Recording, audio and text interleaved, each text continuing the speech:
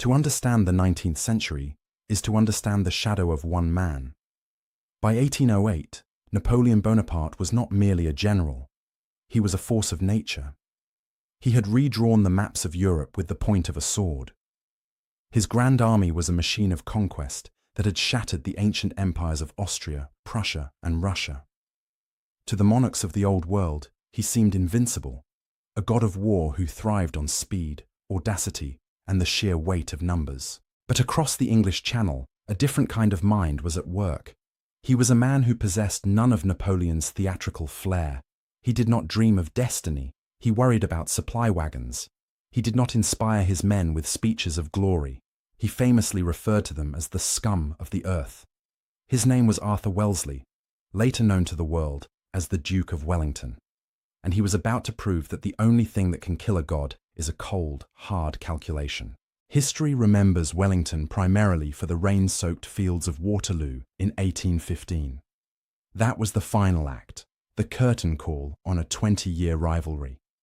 But the legend of the Iron Duke and the tactical genius that would ultimately dismantle the French Empire was not forged in Belgium. It was forged years earlier, in the dust and heat of the Iberian Peninsula.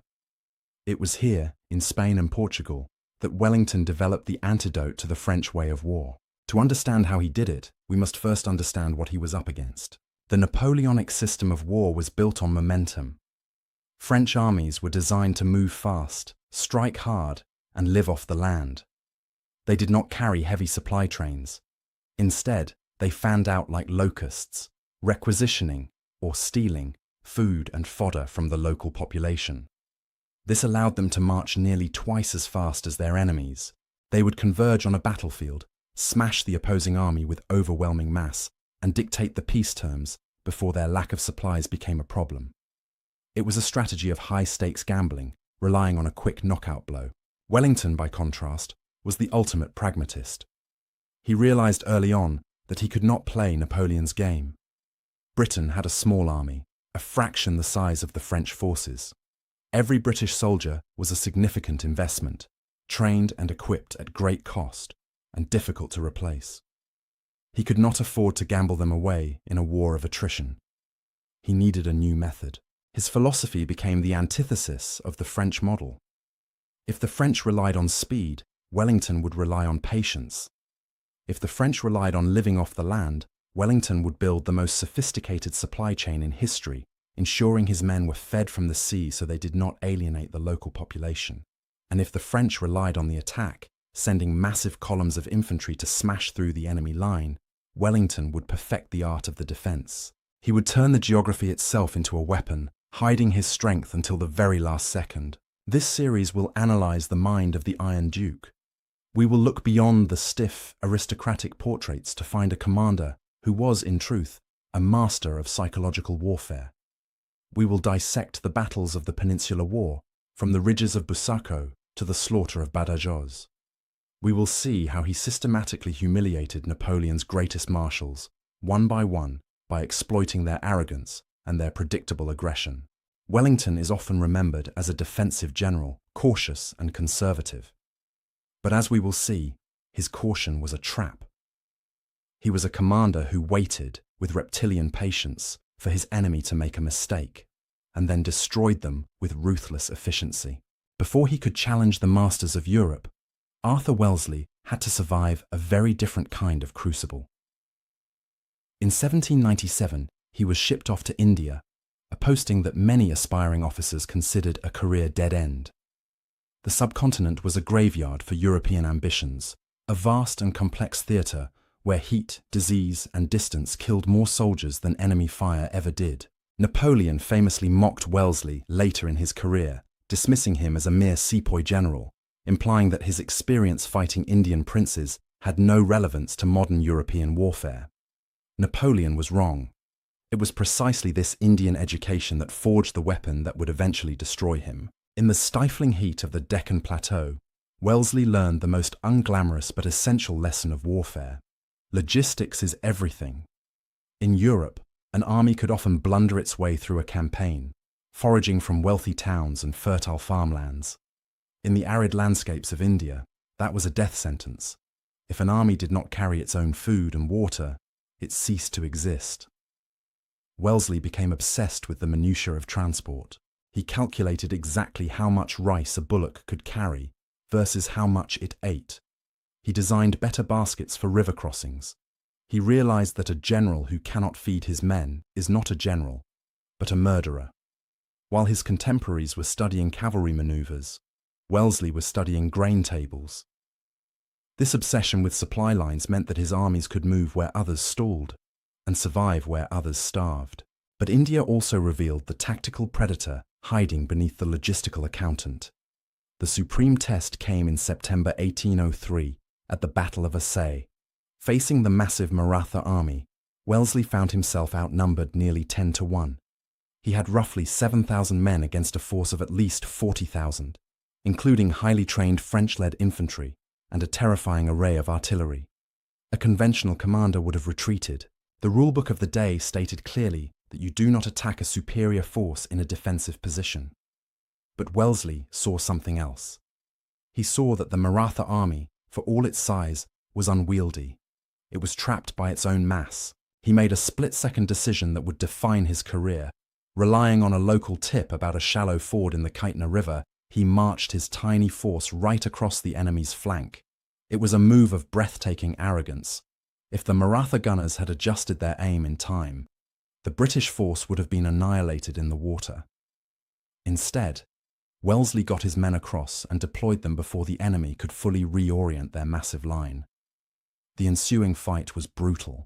It was a close-quarters slugfest in the heat and dust, where Wellesley had 2 horses shot out from under him. He was in the thick of the fire, calm and cold, directing his outnumbered battalions to fire and charge with disciplined savagery. They won. The victory at Assaye was total. It was the battle Wellesley would later describe as his finest accomplishment, surpassing even Waterloo. It taught him that numbers were not decisive. Discipline and positioning were. He learned that if he could maneuver his enemy into a situation where their superior numbers could not be brought to bear, forcing them to fight on a narrow front or in confused terrain, he could beat anyone. The sepoy general left India in 1805 not just as a wealthy man, but as a master of his trade. He returned to a Europe trembling in the shadow of France, bringing with him a philosophy of war that was alien to the continental mind. Secure your bread, pick your ground, and when the moment comes, strike with absolute lethal commitment. He was ready for the main stage. When Wellington landed in Portugal in August 1808, he stepped onto a continent that had largely given up hope. The French war machine seemed unstoppable, but Wellington brought with him a tactical doctrine that was specifically engineered to dismantle the French method of fighting. To understand the genius of his campaign in the peninsula, one must look at the geometry of the battlefield. This was not simply a war of nations. It was a collision of 2 opposing geometries. The French army fought in columns. These were massive, deep formations of men, often 40 or 50 ranks deep. The column was a blunt instrument, a human sledgehammer designed to smash through enemy lines by sheer weight and psychological terror. As a French column advanced, it was a sensory overload. Drums beating, officers shouting, thousands of boots shaking the ground. Against the rigid, often terrified armies of Prussia or Austria, the column worked perfectly. The defenders would fire too early, panic at the sight of the approaching mass, and break before contact was even made. The French relied on shock, not accuracy. Wellington understood that the column had a fatal mathematical flaw. Only the first 2 or 3 rows of men could fire their muskets. The thousands of men behind them were useless in a firefight. They were merely there to provide weight. Wellington's response was the thin red line. He deployed his infantry in lines only 2 men deep. This was a risk that few other generals would dare to take. It made the line incredibly fragile. If the enemy broke through at any point, the whole formation would collapse. But the reward was firepower. Every single musket in Wellington's army could be brought to bear. If a French column of 2,000 men attacked a British line of 2,000 men, the French might have only 100 muskets firing, while the British had 2,000. It was a contest of volume against mass. But a thin line is vulnerable to artillery, and this is where Wellington played his masterstroke: the reverse slope. Standard military practice dictated that you occupy the high ground, standing on the crest of a hill to display your strength and intimidate the enemy. Wellington realized this was suicide against French cannons. Instead, he placed his men on the backside of the ridge, the reverse slope. To the French marshals staring through their telescopes, the British position often looked abandoned. They would see perhaps a few skirmishers and some artillery, but the main body of the infantry was invisible, sitting safely in the grass, shielded from cannonballs that skimmed harmlessly overhead. The French would advance up the hill, harassed by skirmishers, trudging through the brush, their formation loosening.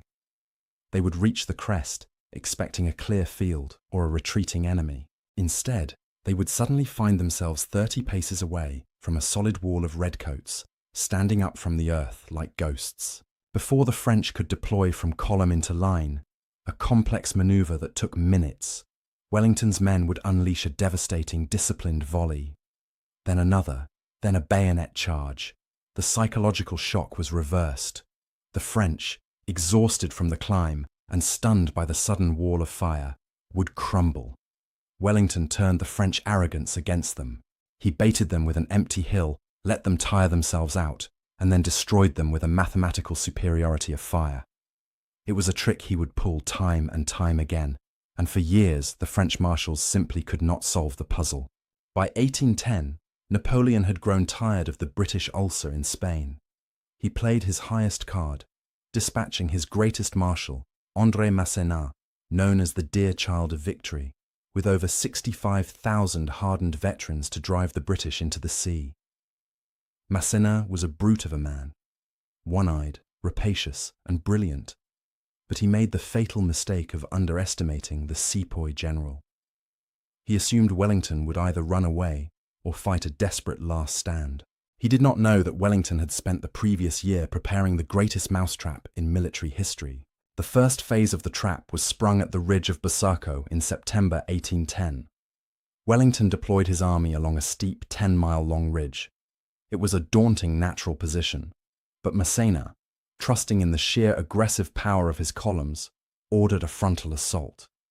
It was a slaughter. As the French troops gasped their way to the top of the cliffs, they were met not just by British redcoats, but by the Portuguese army, which Wellington had retrained and integrated into his lines. The French were hurled back down the slopes with horrific losses. But then, Wellington did something that baffled both his enemy and his own men. Having won a crushing defensive victory, he ordered a retreat. He pulled back towards Lisbon, drawing Masséna deeper and deeper into the Portuguese countryside. But as the French advanced, they found a wasteland. Wellington had ordered a scorched earth policy of biblical proportions. He forced the local population to flee, burning their crops, destroying their mills, and slaughtering their livestock. It was a ruthless decision that caused immense suffering to the Portuguese civilians he was ostensibly there to protect, but strategically, it was a masterstroke. Masséna's army, which relied on foraging, walked into a desert. Then came the shock. As the starving French army approached Lisbon, expecting to finish off the fleeing British, they hit a wall. Literally. Rising from the hills were the lines of Torres Vedras. Built in total secrecy over the previous year, this was a network of over 150 forts, redoubts, and batteries stretching from the Atlantic Ocean to the Tagus River. The hills had been scarped to make them vertical. Valleys had been dammed to create impassable swamps. It was impregnable. Masséna stared at the fortifications in disbelief. He had no siege guns, no food, and winter was coming. He was trapped in a devastated land with a starving army, staring at a British force that was well fed by the Royal Navy supplied through the port of Lisbon. For months, the two armies stared at each other. The French died by the thousands, not from bullets, but from hunger and disease. Wellington didn't have to fire a shot. He simply waited for logistics to do the killing. Eventually, broken and humiliated, the dear child of victory was forced to retreat, leaving behind a trail of corpses. The defensive master had won by doing absolutely nothing but waiting. By 1812, the war had shifted. The French were no longer knocking at the gates of Lisbon. They were on the back foot, overstretched and harassed by Spanish guerrillas.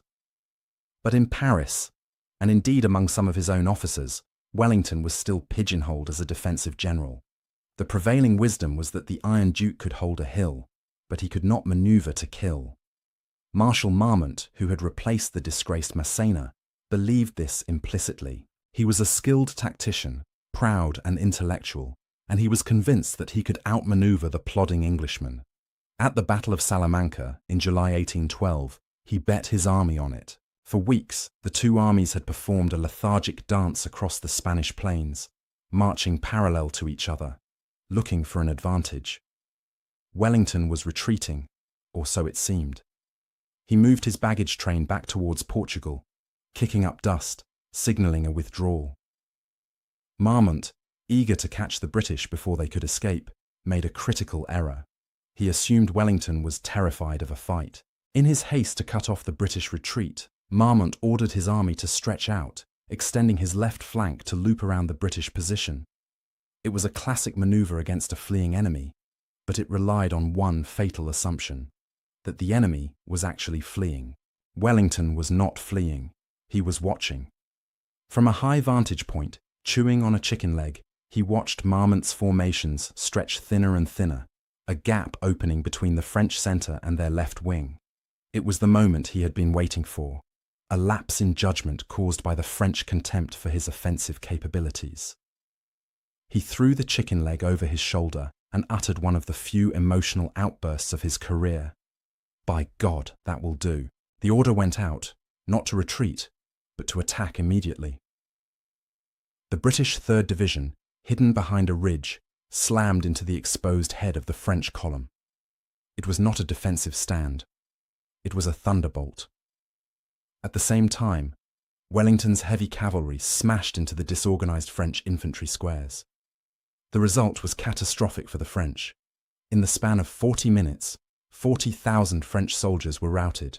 The British army, supposedly incapable of offensive movement, had executed one of the most complex and devastating attacks of the Napoleonic Wars.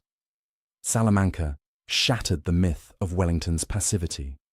It proved that his caution was not fear. It was a coiled spring.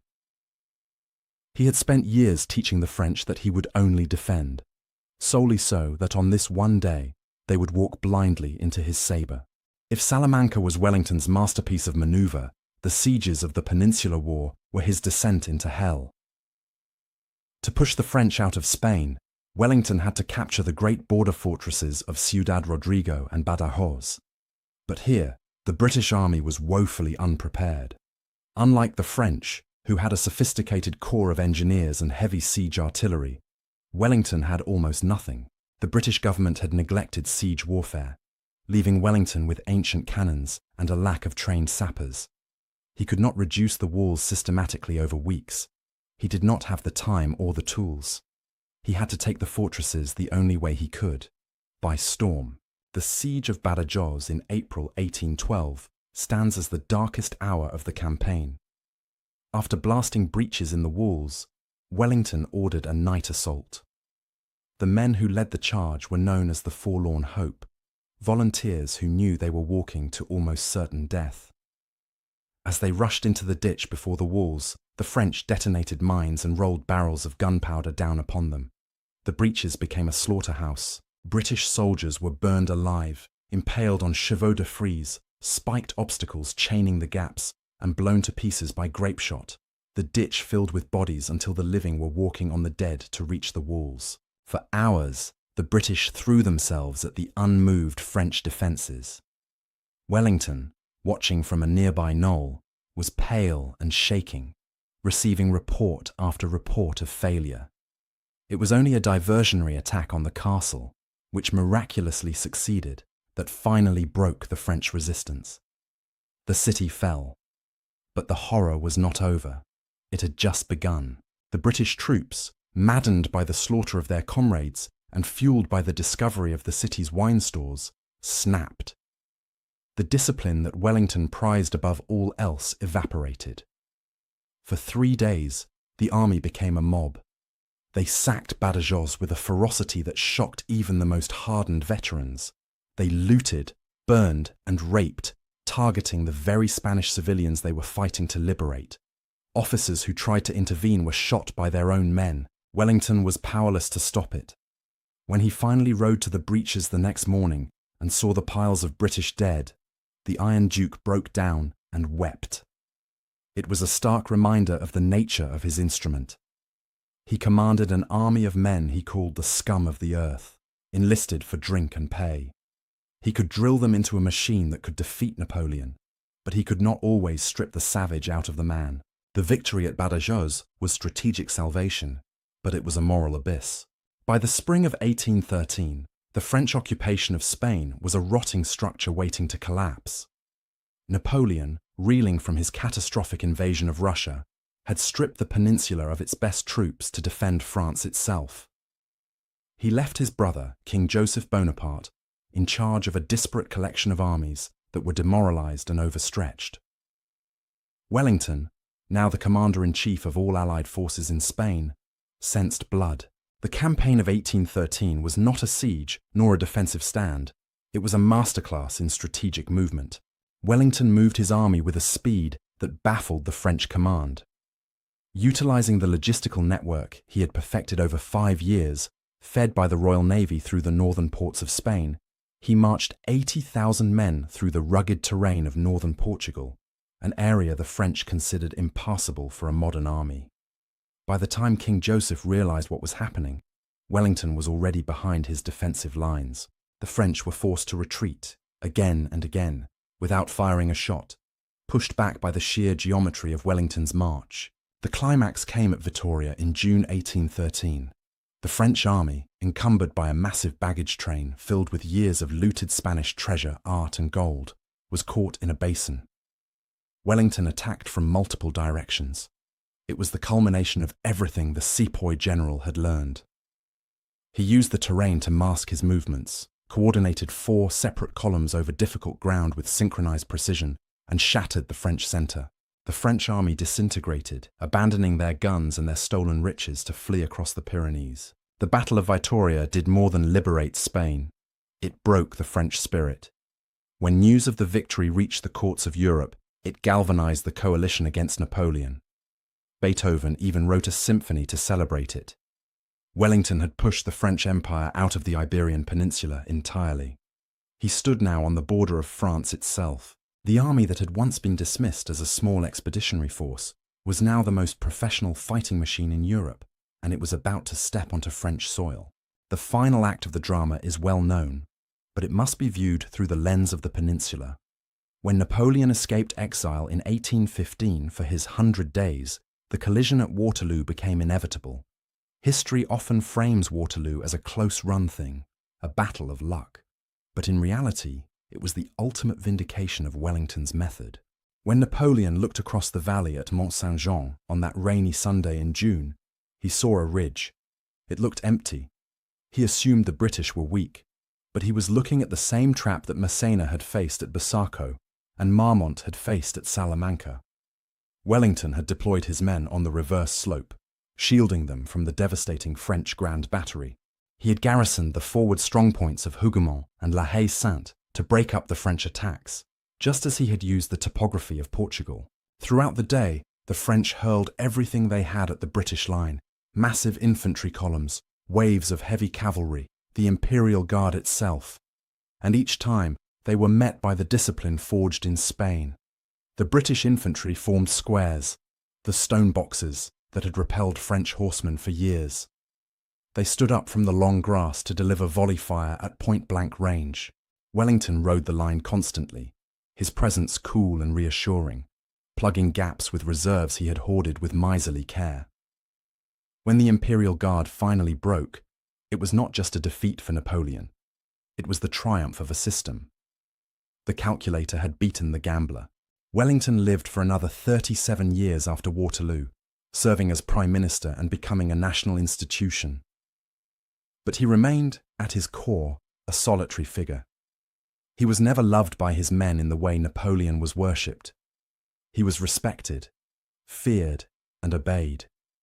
He was the Iron Duke, a nickname that ostensibly came from the iron shutters he installed on his London home to protect against rioters, but which fit his character perfectly. He was unbending, functional, and hard. His legacy is not one of romantic conquest, but of professional excellence. He proved that war is not merely about courage or destiny, it is about logistics, geography, and the discipline to wait when every instinct screams to act. In an age of revolutionary fire and flamboyant tyrants, Arthur Wellesley stood as the cold, grey rock against which the waves of the French Empire finally broke and scattered. He was the man who never lost a battle against the French, not because he was lucky, but because he had done the math. Thank you for listening to our story. If you found this history as fascinating as we did, please like this video and subscribe to British War History for more. We read all of your comments, so be sure to leave your thoughts below. We'll see you in the next video.